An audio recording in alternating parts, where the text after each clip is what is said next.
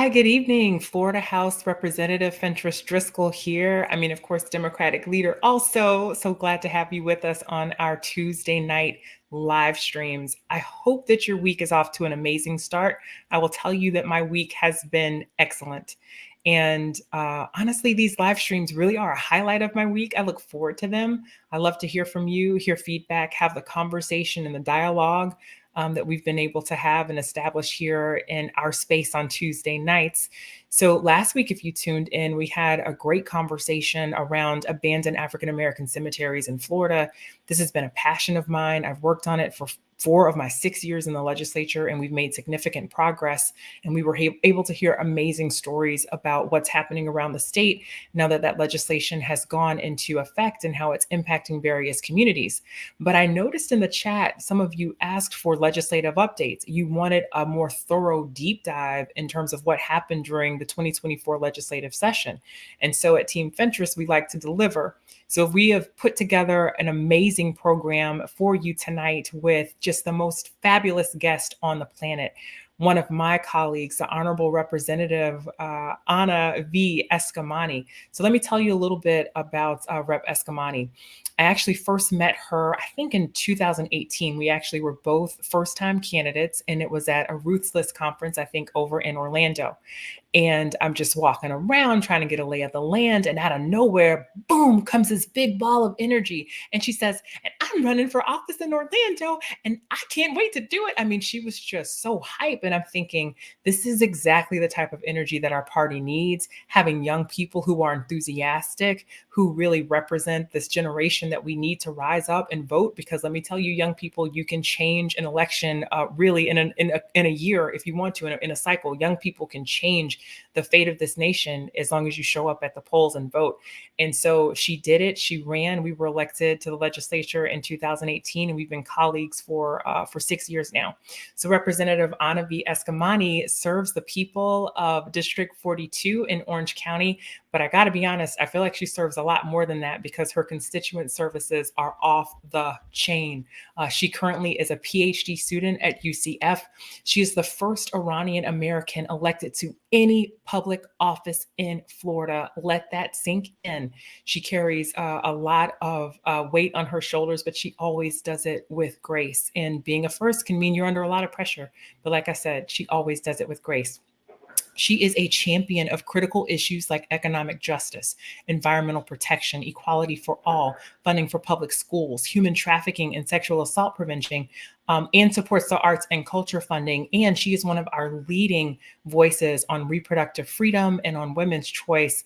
Let me bring to the stage the Honorable Representative Ana V. Eskamani. Hey, girl, hey. Hey, thank you so much for having me, leader. And that is such an incredible bio. And first of all, you are a very young leader. So I love how we're talking to the young ones, but let's be real. You are one of the youngest leaders we've ever had and a history maker yourself. So excited to be here. Thank you for the invitation. Well, I appreciate that. Thank you for joining us. I know you're very busy. And that's so funny. I always say I'm young-ish. I feel like I'm young adjacent. You know what I mean? I'm totally Gen X. I feel like I used to be another generation, but I was at the cusp and they just lumped me into Gen X. And I'm like, well, that's cool. Well, compared to other, I think we have to also be relevant to our field of work. And so, compared to the spectrum of where we serve and who we serve with, definitely young-ish, without a doubt. Yeah, well, listen, I will take it, girl. I will take all the flowers. Thank you so much. So I want to dive into it because we have a lot to talk about, and we try to keep these updates on Tuesday nights, relatively compact for the people. We know that they're busy. So I just want to just set this up. For me, this legislative session was the session of missed opportunities. There were so many things that we could have done. A lot of times in the press, I would get asked, what is the session going to be like without, the governor's shadow lurking over everything? He came back from his failed presidential campaign and everybody wanted to know how he was going to interact with the legislature. And I was thinking, how's the legislature going to interact with him? And I felt like when we could have done big, bold things to help every Floridian be healthy, prosperous, and safe, right? Every Floridian deserves a freedom to be healthy, prosperous, and safe. We didn't do it. What's your vibe for legislative session? I'm with you, leader. And I think you've said this before too, of just a lot of missed opportunities. Governor Ron DeSantis was definitely deflated this session. Mhm. And thank God for the Florida Senate, because they really were the firewall for some of the really extreme pieces of policy that the Florida House still pushed forward. And I know we'll talk more about that in our conversation tonight. And that was a sign the Senate was not going to just go on and get along with the governor, which was refreshing to see.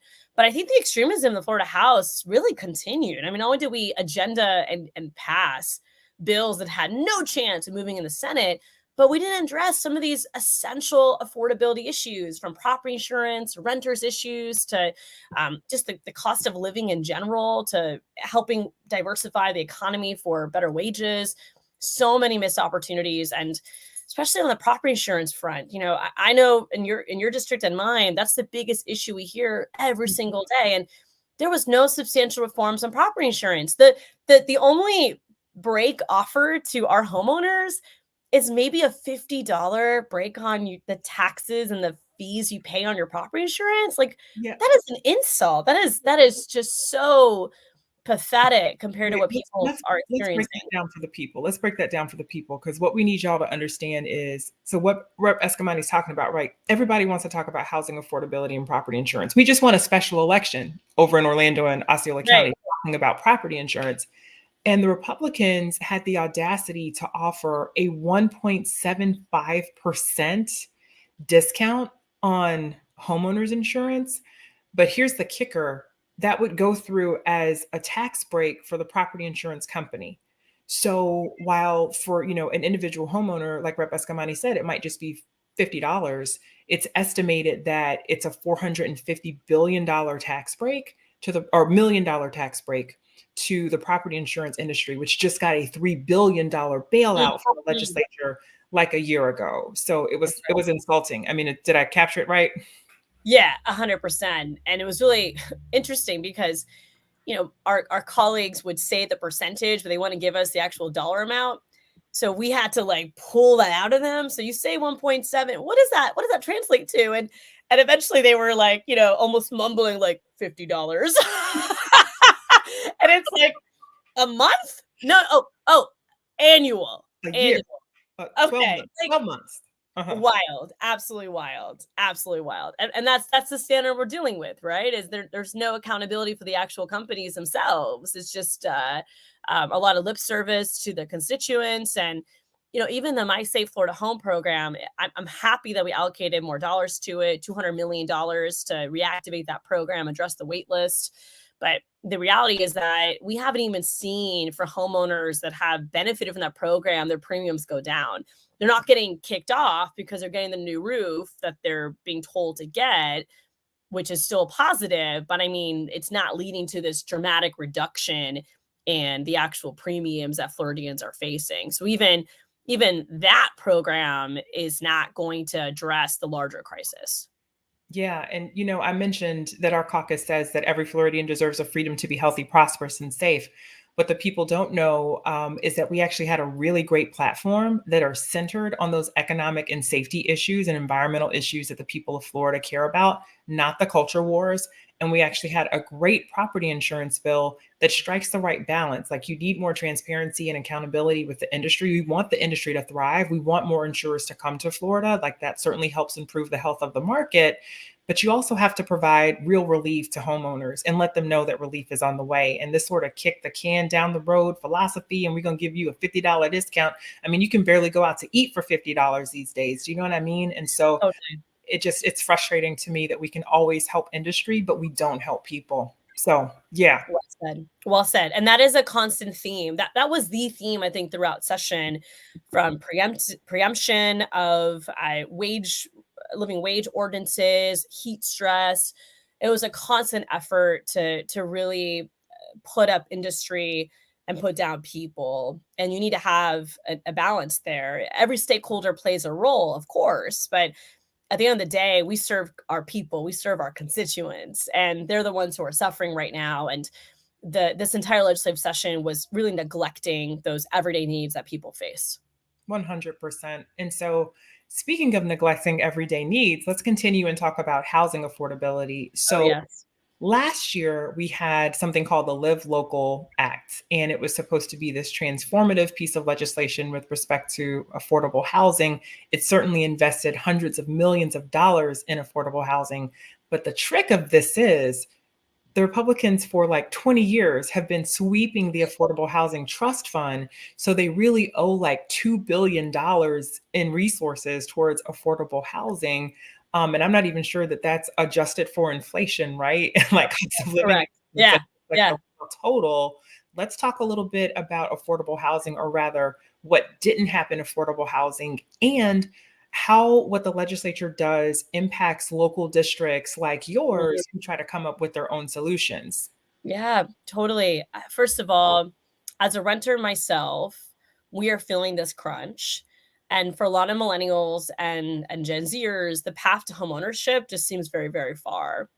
And a part of that is this point you just made. Florida for years rated the Affordable Housing Trust Funds, which had a ripple effect, leading to a lack of supply. And as we welcome so many new Floridians from other parts of the country who are making higher wage jobs, they can afford the options that are now being provided, but everyday Floridians can't afford to live in Florida anymore. So you see this squeeze happening on our constituents in communities like mine and in the Tampa Bay area. Homelessness has dramatically increased, and there's no infrastructure to support people in these situations. To make matters worse, the legislature passed a really bad bill this year that targets individuals who are homeless and creates a scenario for local governments where the only option, if they can't meet the demands of the legislature, is to potentially criminalize homelessness. So not only are we not offering these clear solutions, we're actually making a bad situation worse and not helping people get out of that economic instability that they're facing. With that said, as Democrats, we did file legislation collectively, the Keep Floridians House Act, alongside other different housing solutions. And so many of our colleagues in the Democratic caucus had fantastic bills, including mortgage and insurance assistance programs, requirements that apartments have air conditioning. Believe it or not, y'all, in Florida, there's no requirement that your apartment have air conditioning. What? Yeah, it's not guaranteed in a lease. And so so there was Mm, legislation to require that, but to this point, it's supposed to be a humane conditions, but it's not defining what that is. And we can of course argue that not having air conditioning is inhumane, but our prisons don't have air conditioning either, right? So I right, mean, right.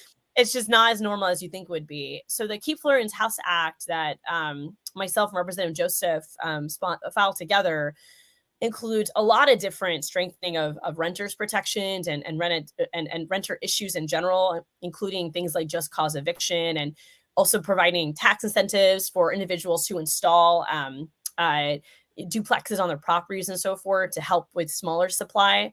But we also would have created a Department of Housing and Tenant Protections. And I feel like that's very important because Florida doesn't even have a Department of Housing. We Mhm. don't have a go-to shop, if you will, to access resources, benefit programs, pro bono attorneys, and so forth. So when you're facing a affordable crisis, there's not a clear direction where to go. And I do think having an actual agency that houses these issues would be transformational for the state. So that is a bill that we will absolutely file again. But unfortunately, again, a missed opportunity. Yeah. No real movement on any of these issues, including even eviction expungement. And I have to tell you, leader, we get so many phone calls and emails from folks who are like, look, I had an eviction during the pandemic. I'm trying to get into a lease. I can't get a lease because this is on my record. Is there any pathway to expungement? And there isn't in Florida. So Mhm. that's another area where it would just be a good consumer protection if we can get it done. Well, I'll tell you, like, speaking of the pandemic, I remember working on a bill that simply would have expanded an eviction mediation program just to give people the opportunity, to give renters the opportunity to have a conversation with their landlord, to not immediately have to pay their back rent into the registry. Because this is what happens when you go through an eviction, folks. It means you haven't paid your rent. They're expecting you in the court proceeding to pay all of your back rent up front and have the court basically hold it in a registry. But if you had the money, then you probably would have paid your rent, right? So what Exactly. kind of processes can we put in place to keep people in their homes? And I mean, you would have thought, I mean, I could not get that bill to have a single hearing. But for our viewers out there, just know that even though we're in the minority party, part of the reason why we file these bills, even though they may not get a hearing, sometimes we even know they may not get a hearing, is because we have to push the conversation. And so you Absolutely. have to put these policy alternatives out there so we can have a real conversation about, what the actual options are for policy in these various areas. So yeah, a missed opportunity with affordable housing. Yeah. Let's talk a little bit too about the social media bill. Mm, That was a hot topic. I know. big bill. Big bill. I feel you. On that. Big bill. Mixed votes from our caucus for sure. Right. This is a bill that we saw evolve over time. It started out such that if kids were 16, under the age of 16, they were completely banned. It evolved to a place where if you're 14 or 15, you could have a parental opt-in. And there were those of us who felt, I think we all felt complicated feelings about the bill. We certainly Absolutely. want to protect our kids from predators. At the same time, we don't want to block young people from having opportunities to connect and things like that. So a lot of mixed emotions and feelings about that bill. So let's talk about it, girl. Yeah, What'd you let's think? unpack it. I mean, it is an issue that I think the complexity reflects the complexity of our constituents for sure. And ultimately for me, just the concerns of constitutionality, the concerns of Mm, young people who maybe are not in a supportive physical environment but can find support spaces online was very important to me. And I'm hopeful that we can continue the conversation on just safety metrics overall. I mean, there's so much we can do without banning access to also just increase safety for our young people on these digital platforms. But this was a speaker priority, so it was going to happen regardless. And I think what was very interesting was the governor's veto. I've never seen I think in our time in legislature that something that dramatic, if you will. I mean, we've seen vetoes, of course, but to send the governor a bill during session that he doesn't like. I mean, again, this is another example of how his authority, if you will, has simmered down a little bit, mhm. and of course, the result of that led to a revised version of the bill.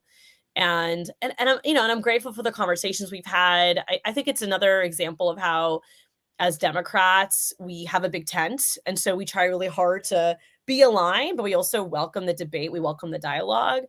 And though I was a no vote on the bill, I hope that a balance can be striked with the concerns of safety alongside First Amendment and access. And that's always the rub and so many issues, right? Is this contrast, or I guess this tension, I should say, between safety and the First Amendment. We see it in so many different arenas of policy. And so we'll see what happens. I mean, the governor has not signed the new now HB3 yet. I'm sure there'll be a big fancy ceremony about it. So we'll wait and see. And then I suspect there'll be litigation immediately. Immediately. And something else too that's interesting, leader, is this bill. They also tied the age verification for pornography into this bill. So before those were two separate vehicles, now they're together. And I've actually seen in other states who've done age verification for pornography, a lot of these companies that essentially are content creators and produce and provide access to pornography are leaving those states. So I'm very curious what will happen in Florida on that front as well. And of Mm, course, time will tell what the end result will be after litigation. So I want to also mention the AI bill that we also passed, House Bill yes. Tell me 919. about it. Yeah. Yeah. So another big conversation in the tech space is artificial intelligence. And there's a lot of concerns about AI, but also there's a lot of benefits with AI that I don't think any one of us can deny. The reality is that we have exposure to AI every single day. When you have Netflix on and it's providing you recommendations of things you might want to watch, that's AI technology. It's not as sophisticated as what we see with something like ChatGPT, but it is impacting all of our lives, and it's especially impacting our political work. So House Bill 919 is a very preliminary effort that says any type of electioneering that is created with AI, whether it's visual or textual or so forth, you have to provide a disclaimer that says that. What's electioneering, Rep? Electioneering, it's basically like campaign material. Yeah. So TV ads, mailers, email blasts. Maybe you know do an AI image of yourself next to President Obama or something, right? Or if you're Republican next to Trump, and so you would have to like basically provide transparency. Say this was developed with AI technology. It has a specific disclaimer. It's a positive intent, but and of course I voted for the bill because I think that is important. But I actually don't think it goes far enough, and it's very hard to enforce. It actually would be a lot better to require the AI companies to watermark images or to not, Mhm. provide some sort of just, put the accountability on them versus the individual. Because I really do worry that someone could just put out a mail piece with no disclaimer, and it's going to be very hard to stop the impact of that when it's already happened. But it was an attempt in the right direction. I just feel like it would be a lot better if the accountability was on the company themselves to watermark their productions. Right. And this is part of a much larger conversation in the AI space around um, those of us who don't use AI and electioneering, even seeking a seal to like ensure that this content was originally produced. So longer conversation, but that was another bill that intersects in the tech space that passed this year. Well, yeah, I mean, just a few thoughts and comments on what you've been saying, right? Like back to HB3, the social media bill, and you mentioned how we are a big tent caucus. And I will tell you that that is something that as a leader, I've tried to grow into, right? Like I'm not just a leader of the moderates or the progressives or the folks who would classify themselves as liberal. I'm the leader of the full caucus, right? Like we have a full caucus. One of our members, actually Representative Michelle Rayner, was working very hard on the social media bill to get it to a more palatable place, to get that opportunity for some parental choice in there, which certainly was the right thing to do. And I just want to uplift that for our audience because I'm a firm believer that everybody is welcome here in this space, just like we welcome everybody in our caucus. And there may be some of you out there who have very strong feelings about that bill, one way or the other, or any bill that we talk about, and know that that is okay. We're here for the dialogue. We're here to learn and to grow and to certainly make room for everybody in the center left ecosystem. Because I got to tell you, we need everybody. We're going to need every voter in November when it comes to trying to save our state and save our democracy. Um, but if I could link the social media bill to the artificial intelligence bill, something that I think would be interesting for us to have a conversation about as a legislature is putting that responsibility on the companies not Right. blocking access.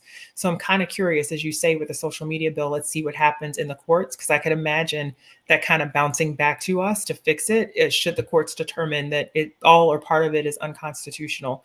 And kind of the same thing with the AI bill. The AI bill, I think legislatures like hear it, ooh, artificial intelligence, it sounds sexy, like let's do something, and they want to do it right away, but they don't even fully understand it. I mean, heck, I know I fully don't understand it. We had a moment on the floor where you showed me Chat GPT. Remember that? So fun. Totally. Yeah, Totally. this machine is talking to me. So, I think the law in this area is going to evolve as our understanding of it evolves. And I think Florida has a lot more to learn about artificial intelligence. 100%. And I do think this is why, to your point, we need more young people engaging with the process. And this is my frustration too, even with Congress and like the TikTok ban. I'm like, half of y'all, if not more, don't know how TikTok even works, right? And so you're legislating on technologies that you don't necessarily understand. So that's why it's so important for young people to engage with their lawmakers, to voice their opinions, and of course, don't feel deflated when something doesn't go the way that you want it to go, because all these fights take time. They're not over. I always remind folks that even when a bill passes and assuming it gets signed into law, then you have the rulemaking process. You have potential litigation. There's just so many pieces where the fight really isn't over. And so many opportunities to tap in and engage, and don't feel deflated. When things don't go the way you want them to go, it's actually more reason to get more involved. Yeah. And let me just uplift too, because I know for our young people who are watching who had very strong feelings about that bill, right? We know that bill that passed on the social media ban is not a total solution. It's a band-aid for now. We know that our priority in this state is the health and well-being of our young people, and just know that the Democratic Caucus is here for you, to listen to you and to think through other solutions in the future. And we want to make sure that our young people certainly feel like they have a voice in our state. I guess the other thing that I would mention is that it's interesting that that was a speaker priority. It wasn't addressing gun violence, right? Like it wasn't addressing unemployment or the affordability crisis, right? So just more and more missed opportunities and focusing on that rather than focusing on so many issues that impact young people and families every day. Absolutely.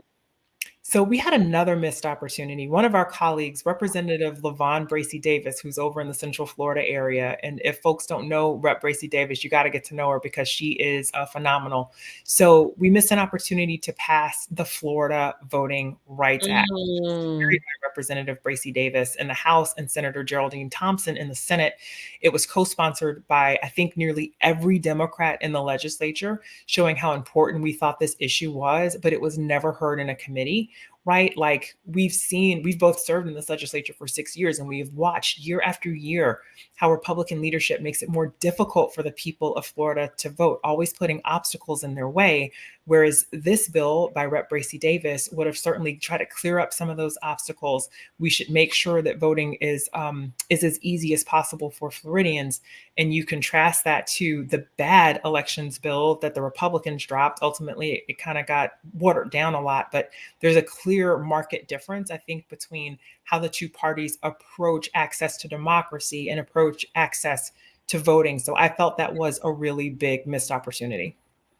100%. And huge shout out to Representative LaVon Bracy Davis and Senator Geraldine Thompson, two incredible champions for voting rights. And I will say, you know, the unity around this bill was so inspirational. There was a major press conference hosted. I think you might have spoken at it, Leader, in Tallahassee as well, focused on this bill. And I know I received hundreds of emails supporting this bill. So the unity around it, the energy around it was fantastic and inspirational.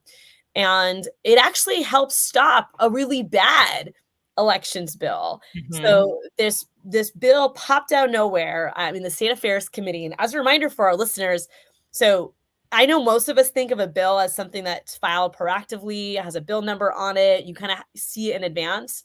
There's also something called committee bills. And these are bills that just like, boop, pop out of nowhere, out of a committee.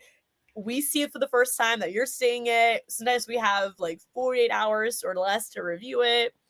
And don't get me started on strike call amendments, which is even worse, where you just see something for the first time ever. But there was an election bill that came out of the State Affairs Committee that would have created a two-tier primary system, which is a whole other conversation and seemed to be designed by Republicans to tame their own base, which is like impossible to do. But then two, it was going to eliminate every vote by mail request that is based on someone's choice. So right now in Florida, you can request a vote by mail ballot. Everyone, please request a vote by mail ballot because we have to renew now every election cycle. But you don't necessarily have to give some sort of excuse. So, you know, in other states, sometimes you have to physically be out of town on the election to make that request. For Florida, you can just request vote by mail. You don't have to give a reason. I know for me, it's just very convenient because I'm working the polls, honey. I want to spend time waiting in line. I want to get it done. And so this would have eliminated the option to do that. And Representative LaVon Bracy Davis filed basically her bill as an amendment onto that elections bill. And I have no doubt that her efforts, all the chatter online against this bill from both sides of the political aisle, helped to stop that bill. And so we get to committee and the chairman says, show that bill temporarily postponed. And I really do think that Rep. Bracy Davis filing her omnibus package onto it helped because it basically signaled that we were not going to let this happen without a fight. And most of our Republican colleagues, they don't want to give us that airtime, so they try to find ways to reduce our airtime. And of course, the bipartisan opposition to it. So sometimes what didn't happen is also a win, right? We always celebrate things that pass, but sometimes the things that don't pass. I mean, we also got to celebrate that. So, a few thoughts on that. It's no wonder that you thought I spoke at that press conference. I didn't, but I just looking at Gracie Davis that she set a new record for the longest press conference slash rally in history. I mean, folks were stepping out of committee meetings. People were like, I got to be there. Unfortunately, I think I was in committee and wasn't able to I participate. was stuck in committee too, Yeah. so totally can relate. That's so funny. I love It's that. wild, but they did a really great job elevating the importance around voting rights and the difference in Florida between the Republicans who are leading the legislature, the Democrats who are the party of opposition, but also I think the party of transparency and truth right now, and just Mm, pushing for the opportunity for people to have their voices heard. You also mentioned that the Republican bill got temporarily postponed. And just for our listeners out there, our viewers, just know that temporarily postponed could mean that it could mean it's right. temporarily postponed and we'll bring it up later. But a lot of times it means your bill is dead, honey. Your bill is never day. Unfortunately, that's what it meant for that bad elections bill. So, really proud of those efforts. Let's talk about another topic that really defined this legislative session: child labor. And Mm, what mm, is remarkable to me is that when I heard that there's a child labor bill coming in the Florida legislature, I thought, oh, great. We're going to protect our kids more because kids should be kids. Like, let them play, let them learn, let them prepare to lead a good life. Let's do what we can to support our young people. But no, no, no, no, no. This is Florida. So that's not what it meant at all. What it meant is that the Republicans were pushing forward policy in order mm. to try to solve our labor crisis. They wanted to weaken the child labor laws and look to young people, okay, who should just be in high school, looking to young people to try to solve some of this labor shortage that we have in Florida. And if I'm honest, I've been appalled by it. And Totally. the bill sponsor, ultimately amended the bill a number of times. But for me, I just couldn't get to a yes because it's just a fundamental difference in philosophy in terms of how America's economy should work and how Florida's economy should work. I'm a fundamental believer that if you pay people what they're worth, you Mm, give them good benefits. If they're working in the sun, you provide shade and water breaks, right? And make sure that you provide heat protections. You do the things to make our work opportunities more attractive to adults, not kids, and maybe perhaps that could solve the labor shortage. Pay people what they're worth. What were right. your thoughts on all of this? I mean, plus one, plus a million, all of that. I mean, I really want to sit on this point around there is no reason to weaken child labor laws. And it's actually not just us who believe in that. There was at least one Republican that voted no, Representative Mike Beltran. Yep. And in his exclamation vote, that's literally what he wrote. And I'm like, I got to tell 100%, you, like, I yes, gotta, sir. I Like, gotta tell you this because I don't think he would mind me saying this. We were at a legislative update at the Tampa Bay Chamber of Commerce. I think that oh, was yeah. week, and that tends to be a more conservative leaning organization. But he was just out there. He was like, "This is wrong. I said it was wrong then. I'm saying it's wrong now. It will forever be wrong." And he was with it. And I was like, I'm glad to have an ally here because yeah, it's wrong. So just wanted to. I love that. That's amazing. 100%. And that should be universal. And Yeah. I do want to acknowledge this is another example of the power of advocacy because the original version, as you noted, of House Bill 49 was really, really bad. The final version was still bad, but it was watered down. And that's only because of advocates. I mean, when this issue was first polled, Floridians were 50-50. Like polling show that Floridians were kind of like, I don't have enough information about this, but children having work experience is positive for leadership skills, is for work ethic. And I will say, like, I think the so much of the American culture that we're proud to call home is this notion of hard work. Like, I know your family, my family, committed to delivering results, doing the labor that's required to be successful. Like, we get it, right? Those are adults. Like, in the day, children need to have access to a healthy and safe environment, to education, and the Mhm. notion that a child would be able to work overtime like work the same hours as any adult, it basically creates a scenario where kids that come from areas of constant disadvantage are going to be more likely to work those long hours than any other kid. It feeds into disparities. And I refuse to accept that the solution to poverty is for children and families to work. Like it just feels so regressive, so backwards, like going into the coal mines again. So with Yeah. that said, the bill only changed because the conversation changed.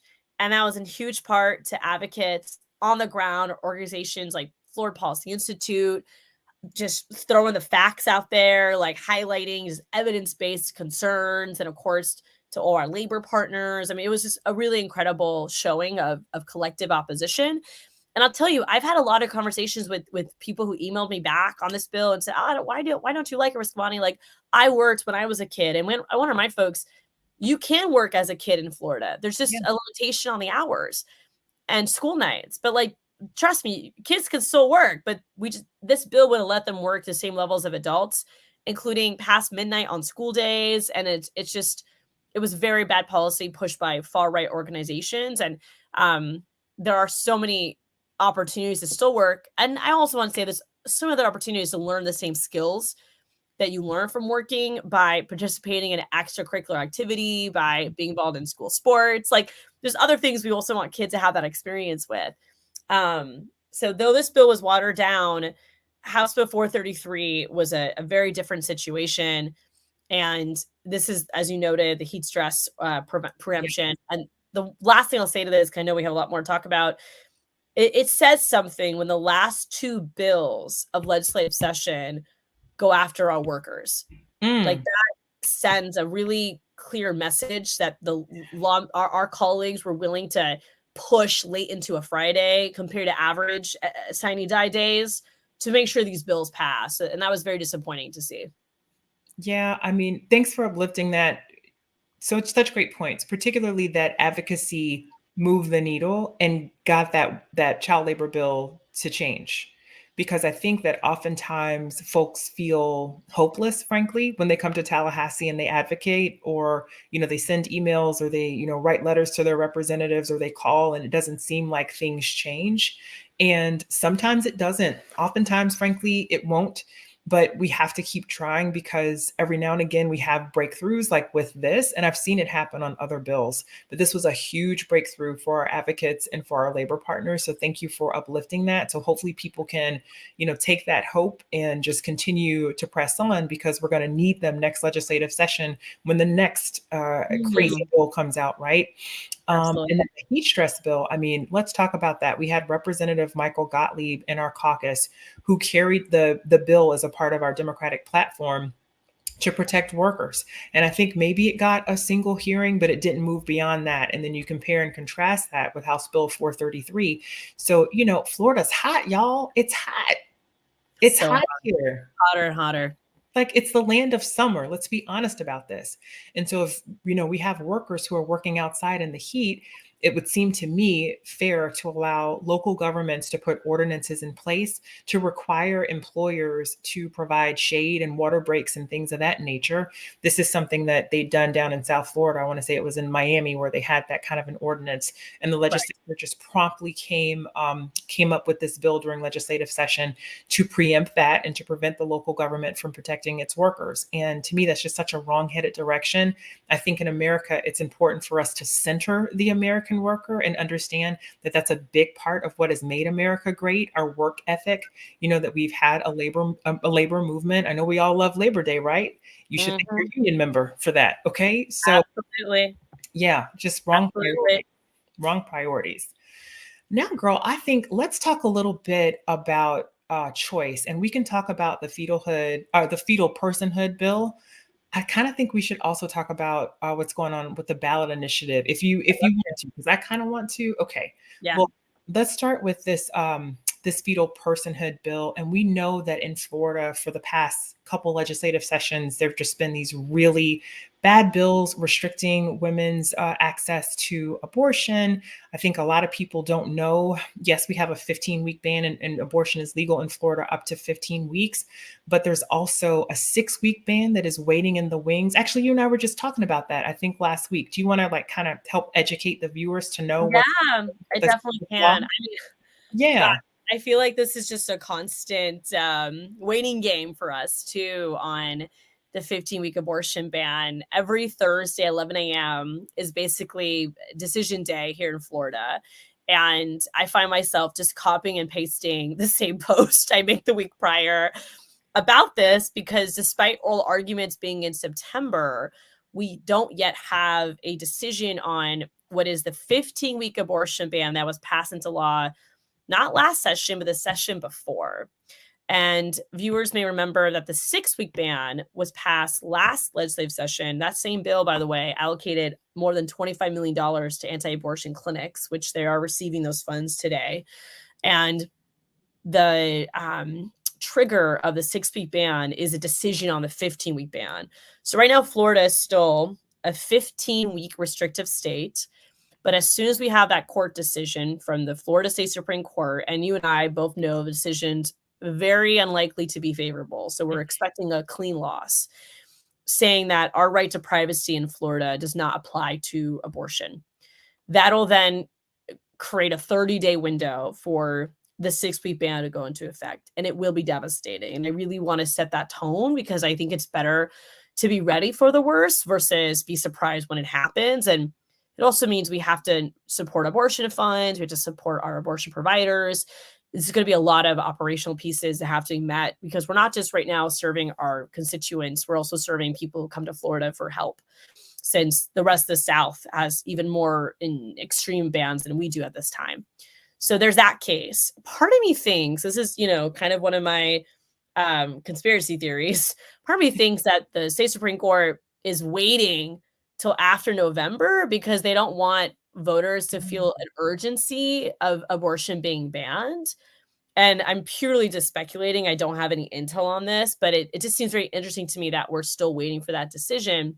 The other idea that I have, and this is what keeps me up at night, is maybe they want to put both decisions out at the same time. And the other decision, as you mentioned, is the language on the ballot initiative. So there's of course, an exciting campaign under the banner of Floridians Protecting Freedom, also known as Yes on 4, which is working to codify abortion in Florida. This is a very nonpartisan, if not bipartisan effort.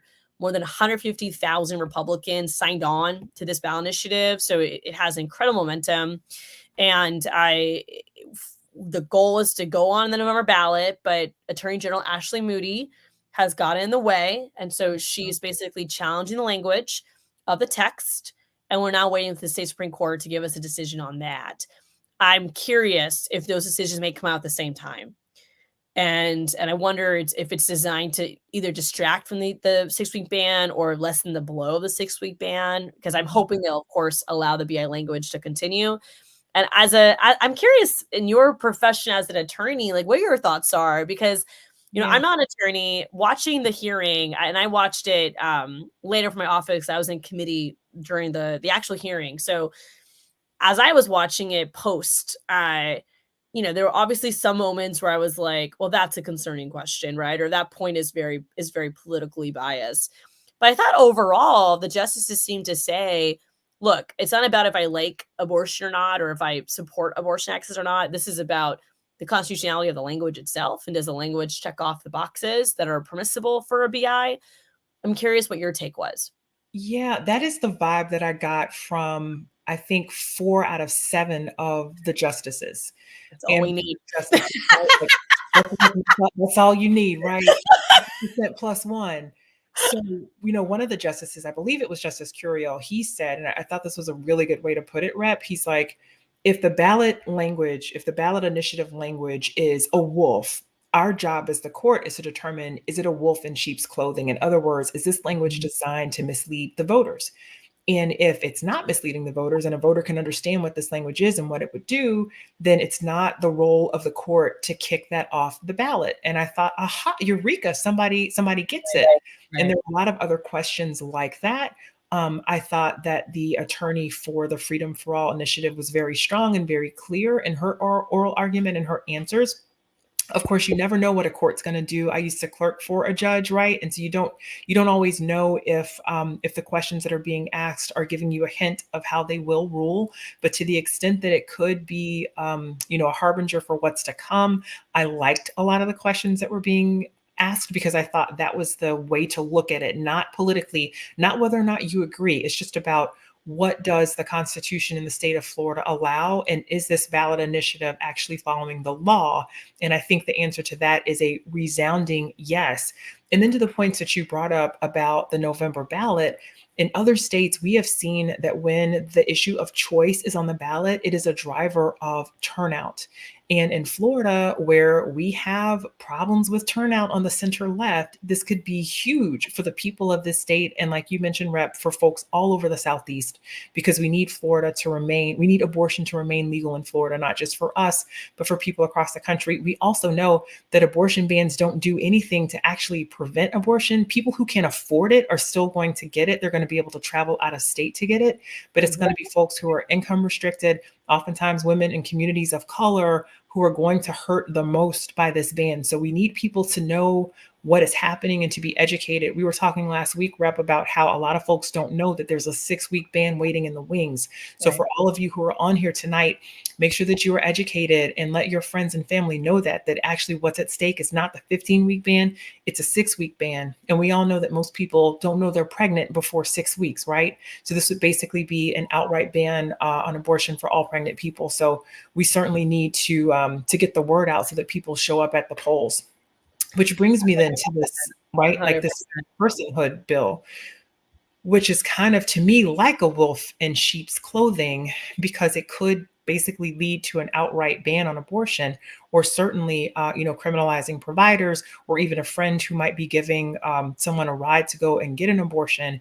You want to talk about that bill a little bit? For sure. I mean, this is a bill that, again, advocacy worked.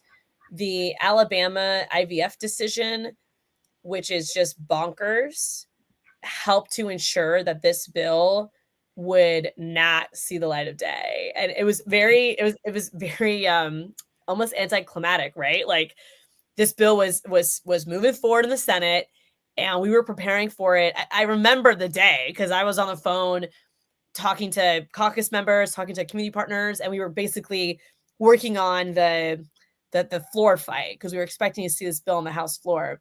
So we were putting together questions, amendment ideas, and then the Senate had a hearing that same day, and the bill gets TP'd, and it gets TP'd, temporarily postponed, really because the IVF decision was just so terrible. And this bill would lead to that. This bill would 100% lead to that. And so the IVF decision, which was in Alabama, right? Where we're talking about the Alabama Supreme Court basically saying, IVF, in vitro fertilization, is outlawed or banned in the state, which is ridiculous because that's a family planning method that a lot of families use, right? When they want to have a baby. And then there was outcry over that. And so, yeah, I do think, just wanted to insert that explanation for folks who may not have been tracking it. 100%. And real quick, another bill for people to have on their radar that intersects with reproductive rights. I'm sorry, another case pending has to do with judicial bypass. And I won't spend too much time on it because I know we have more topics, but there is another case regarding judicial bypass, which is the process of a minor seeking court permission to end their pregnancy if they cannot get consent from a parent or guardian. And these are rare situations, but often some of the most delicate ones where you have a minor that either doesn't have guardians or parents they can talk to, or maybe their parent or guardian is abusive, and so they can't seek that type of consent.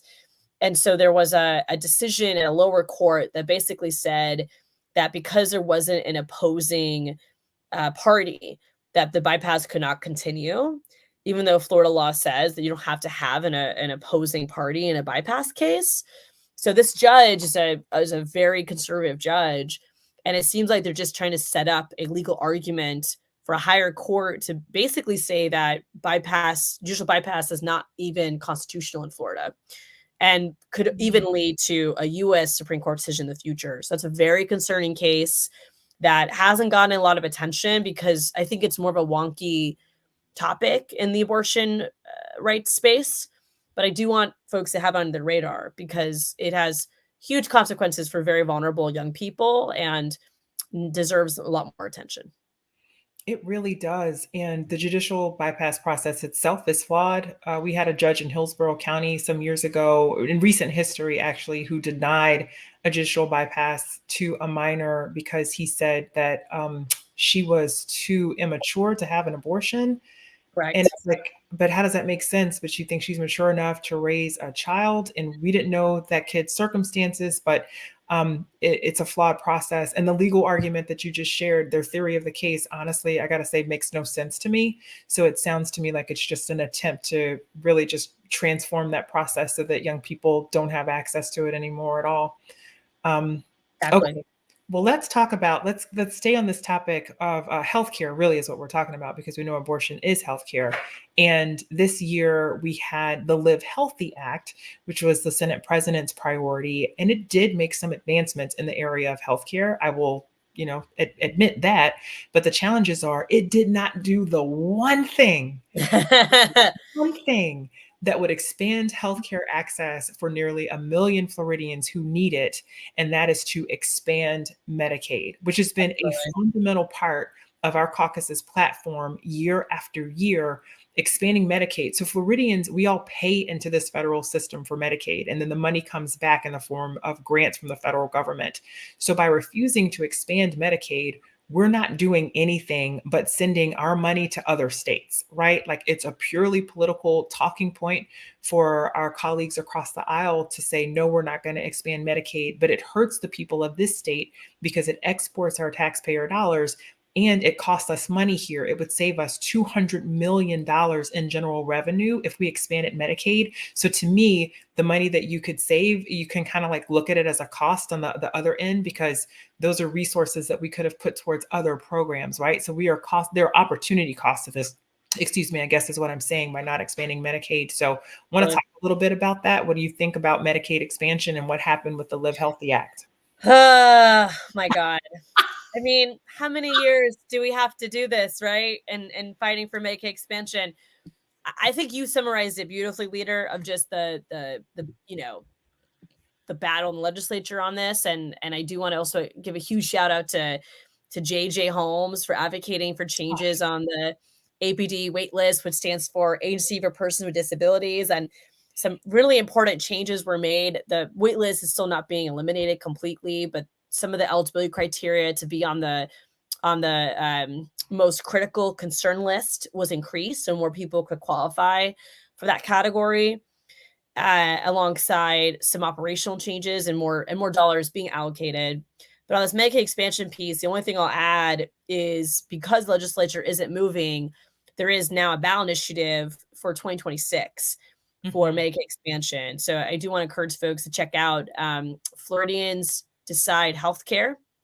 And you can sign a petition, you can mail it in, you can help sign it for friends and family. This is for 2026, so we have some time, but it's really important to start boosting this campaign now. It's going to be another very important and inexpensive campaign. I want to make sure folks understand these ballot initiatives in Florida, because of the legislature, have become very expensive. I mean, these are multi-million-dollar campaigns if they're going to be successful. And so the volunteer power makes a big difference. It saves money and helps folks get to that collection goal, which that goal alone is very difficult to reach. So please support Floridians Decide Healthcare, because at this point, that will be the clearest path to getting Medicaid expansion in the Sunshine State. Yeah, and I got to be honest, the legislature continues to chip away at the ballot initiative process and make it harder for Floridians to have their voices heard. And to me, the ballot initiative process is so important because we have a legislature that oftentimes ignores the will of the people. Just straight up ignore. I mean, I think about the Amendment 4 in 2018, which is to give returning citizens the right to vote, those who have been formally convicted of a felony. it passed with more votes than anybody else, I think. It got more votes than Ron DeSantis on that ballot. So clearly, the will of the people was to say that if you'd serve your time, you should be eligible to vote. What did the legislature do? They came right back the next year and, kind of muddied up the law to make it such that people had to pay all their fines and fees and all this stuff that folks didn't intend when they signed that ballot initiative. And then they make it, you have to collect more and more petitions. It just costs more and more money to qualify. So thank you for uplifting that. It's very important that we support our ballot initiatives. So I know that the hour is getting a little late. I'm going to kind of fast forward and try to hit on a couple more topics before we wrap. The first, I think, is the tax package. Love, because remind me, you're still ranking on Ways and Means, right? Yes, ma'am. As long as you want me. Listen, you are a phenomenal ranking member on the Ways and Means Committee. So for our viewers out there, Democrats, because we're in the minority, we get to serve as ranking members, the Democratic ranking member on a committee. And what that means is typically you work with the committee chair who's in the majority, talk about the agenda, make sure that the Democratic agenda is getting pushed as much as possible. And Rep. Eskamani serves as ranking member on Ways and Means, which is the committee where the tax package and a lot of really important bills come through. And she has kind of become our tax maven and one of our experts in the caucus on tax policy. And I will tell you, this tax package, even though ultimately I think a lot of us wound up voting for it, where it started was pretty bad. And it was a lot of corporate giveaways. And there were clear policy choices in favor of corporations and against the little guy in Florida's families. Want to talk a little bit about the tax package? I would love to, leader. And I mean, truly, it's such an honor to serve as your ranking member in Ways and Means. And I have been very lucky to have served in this committee for now all 6 sessions that I've served in. And that just helps us get good at the craft, right? And we're in that space so consistently. And God, one day I dream if I was chair, just how much fun I would have. It would be fabulous. But anyways, as all the special interests get nervous. But no, so the tax package, as you noted, the first version was very problematic for a few key reasons. The one I'll note is that it went after the tourism development tax. And I have a lot of opinions about the TDT, and someone who represents Orange County, like, I'll be very candid. I would love to see more flexibility with the TDT. I've advocated for that. Right now in Orange County, we actually want to pursue a tourism impact tax to help with housing affordability. But I also don't think the TDT should expire. And what this bill would have done in its original format was expire the TDTs, and every county that has TDTs. And again, this is the bed tax. This is the tax that visitors or hotel users pay when they spend that night in our communities. There's 5 different taxes that add up to 6 pennies if you use all of them. And so this would have expired every 6 years, all of your pennies, and you have to renew them with an election. Yeah. And it's just, not only is it just very expensive to do that and just really designed to make it harder for local governments to fund tourism and tourism adjacent needs, but it also would make it very hard for anyone to get a bond. At the end of the day, when you're trying to make a major capital investment and you're bonding a project, you have to show that the revenue is coming in. And the risk that, the voters might not renew this in 2 years, right? And it just makes it very difficult for there to be any type of large investments in infrastructure. And so that was removed from the final version of the tax package. And overall, the tax package, I would say that I would give it a B. I would say it doesn't have any dramatic benefits for constituents, really. It has the sales tax holidays that are temporary. It does have a few, I would say, more industry specific tax breaks, but nothing that's too, out of norm or like concerning. Like, one of them is about solar array systems that, like, at the end of the day, the policy makes sense, though it does impact local governments to some degree in a interim way.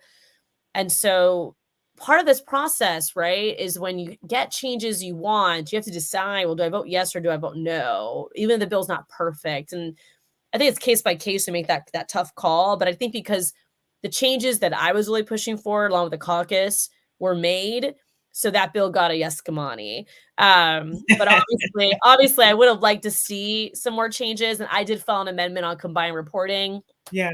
which I will fight to my last day in this building. And, and so we'll continue the fight. But I think the tax package overall went through very positive changes and was more consumer centric than the previous version. So that was important to us. Yeah. And so for the viewers, if we get a yes from Rep. Escamani, it's a yes, Kamani. If it's a no, it's an Escamano. Thing, and people kind of wait to see, you know, which is it going to be. And yeah, I think that's the perfect synopsis of the tax package and how it evolved over time. And we certainly could do more to help Florida's families. And that's just the point of this whole legislative session. It was a missed opportunity. So there was more to talk about with transportation, criminal justice, environment, and I'll get to those topics perhaps in future live streams. But there's one, while we have Rep. Escamani here, I definitely want to touch on, and that is what has been happening to our Chinese brothers and sisters. Last year, there was a bill that passed that effectively allowed for discrimination against Chinese folks and others when they want to purchase land in Florida. And it was couched under the guise of wanting to prevent, Chinese spying or, espionage, things of that nature, which admittedly could be harmful and could have national security implications. But the reality in practice is that Florida just got it really wrong. And they basically passed a bill that would allow for national origin and racial profiling, could provide for fines and criminal penalties on realtors if they, help get this land sold to folks of Chinese heritage.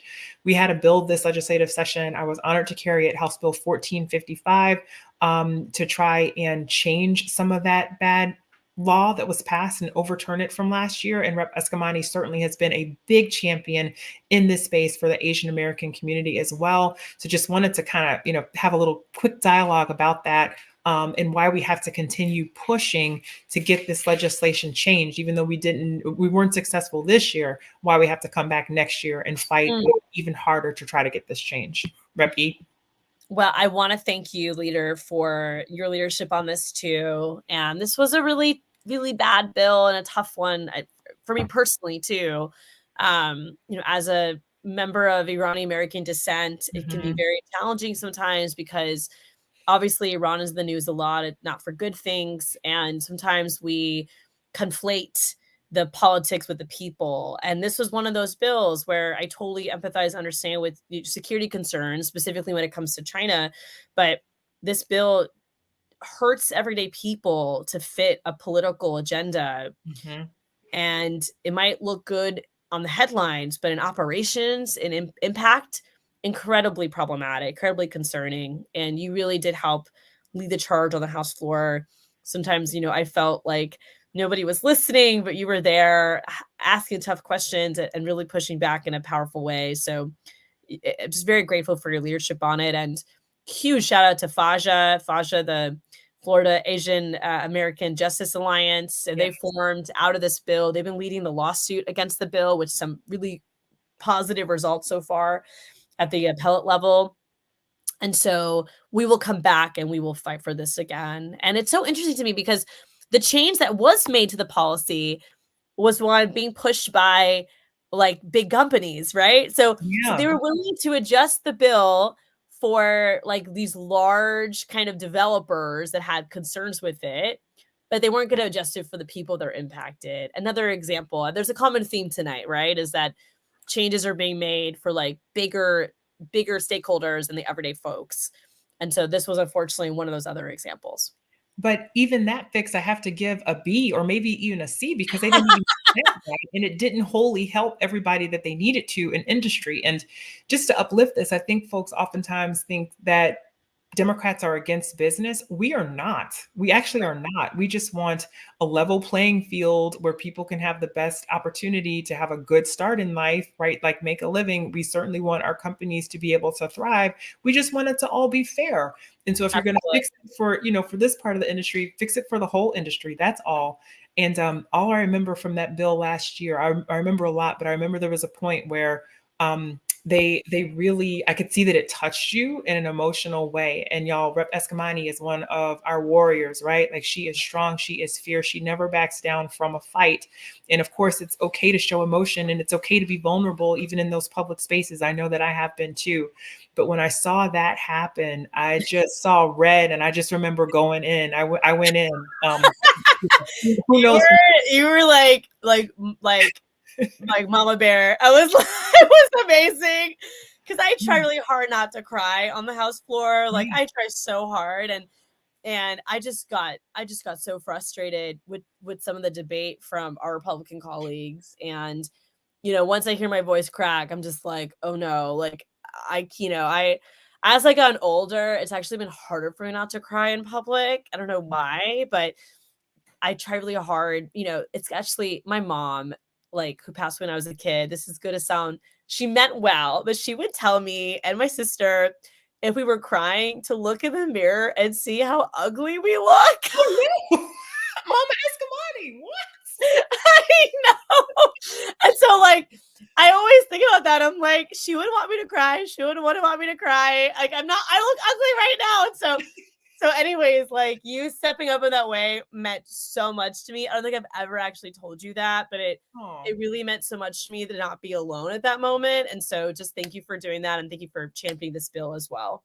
Yeah, all I gotta say is leader don't play that. And so, as a self-professed big sister, like Mama Bear type, I know maybe what Mama Eskamani meant is that it's so hard when you see your people cry, right? Like, when you see your loved ones, when you see somebody who hurt them, and you do anything you can to make it stop and to protect them. And that certainly was the mode I was in. Well, Representative Anna B. Eskamani, thank you so much for joining us tonight. This has been an absolute pleasure. And I know you're so busy, so I really appreciate you taking the time to talk through this legislative update for our viewers. It was awesome.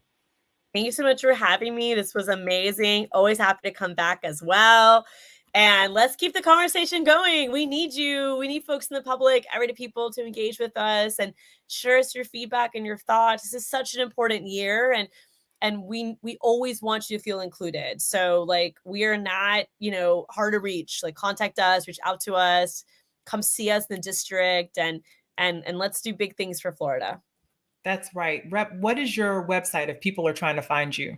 Oh, for sure. I mean, very easy. It's just annaforflorida.com. And that is our handle on social media as well. So just Anna for Florida with 2 N's, all spelled out.com. Yeah. And if you're not following Rep Eskamani, you should. She's hilarious. She's also insightful, but she's also really hilarious on social media. So I promise you it will be worth your while. Thank you, Rep Eskamani, for joining us. I appreciate you, friend. Thank you so much. I'll see you soon, leader. See you later. And so thank you all for tuning in with us tonight. I know we went a little longer than we usually do, but hopefully you found this information to be useful and you feel better educated about what happened, and, as equally as important, what didn't happen this legislative session. It totally was a session of missed opportunities. We had the opportunity to do big things for the people of Florida. The governor really wasn't paying attention. He was more focused on his national profile and his own ambition. And in my opinion, we dropped the ball. I should say the Republicans in the legislature and the leadership in the legislature dropped the ball because they really had a missed opportunity to fix things like property insurance, to work on housing affordability, to expand Medicaid, and they just didn't do it. So as ever, I love hearing from you. Please remember that you can share your stories with my team and me at our website, venturesforflorida.com. You can also send us an email at yourvoice@venturesforflorida.com. We love to hear from you. We want to hear your stories. I want to hear from you too in terms of what content you want to see on our live streams. We heard that you wanted this legislative update, and so we were so happy to bring it to you. So please make sure that you stay engaged. It is helpful to me that if you like this content, that you share it on your page, and that you also follow us on social media so that you get the alerts for when we go live. A big part of the experiment of these live streams, my theory of the case, is that if we create a space to talk and to share our stories, we will realize that we have more in common than we do not, whether we live in the Panhandle or all the way down in the Florida Keys. So thank you again for tuning in. I'll go ahead and sign off for now, but it was so good to spend time with you, and I hope to hear from you soon, and I hope to see you next week. We're always here on Tuesdays at 8 p.m. Eastern. Take care.